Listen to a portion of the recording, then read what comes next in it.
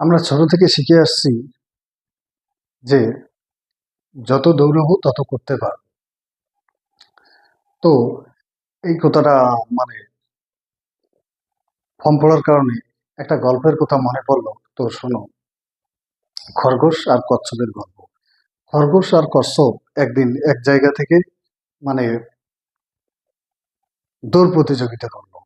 এবার খরগোশ খরগোশ তো মানে জোরে দৌড়াতে পারে, যার জন্য তার মনে মনে অহংকার যে কচ্ছপ তো আমার আগে যেতে পারবে না।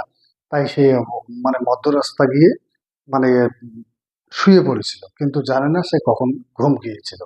এবার কচ্ছপ ধীর গতিতে মানে খরগোশের আগে গিয়ে গন্তব্যস্থলে পৌঁছায়।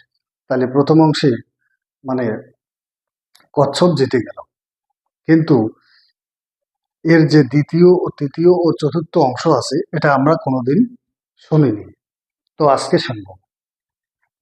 এবার দ্বিতীয় অংশে খরগোশ বলল যে ঠিক আছে, আবারও প্রতিযোগিতা হবে। এবার কিন্তু খরগোশ মানে ঢিলেমি দেয়নি। এবার খরগোশ যেখান থেকে মানে শুরু করেছিল, এক দৌড়ে একদম তার গন্তব্যস্থলে গিয়ে থেমেছিল। তাই দ্বিতীয় পার্টে কি হলো, যে খরগোশ জিতে গেল। এবার কচ্ছপ একটু বুদ্ধি খাটিয়ে বলল যে আবারও প্রতিযোগিতা হবে, কিন্তু এবার একটু রুটটা চেঞ্জ হবে, মানে যাওয়ার যে রাস্তাটা। এবার মানে খরগোশ ও কচ্ছপ দুজনেই একসাথে আহ, শুরু ক- যাওয়া শুরু করলো। এবার কিছু দূর গিয়ে সামনে একটা নদী বয়ে চলেছে। এবার খরগোশ তো সেখানে গিয়ে দাঁড়িয়ে আছে। এবার কচ্ছপ ধীরে ধীরে খরগোশের কাছে গিয়ে খরগোশকে দেখে হেসে সে নদী পার হয়ে চলে গেল। এবার উম, এই তৃতীয় অংশে খরগোশ না কচ্ছপ জিতে গেল। এবার চতুর্থ অংশে তারা ভাবলো যে এবারও দৌড় প্রতিযোগিতা হবে। এবার একটু আলাদাভাবে হবে। এবার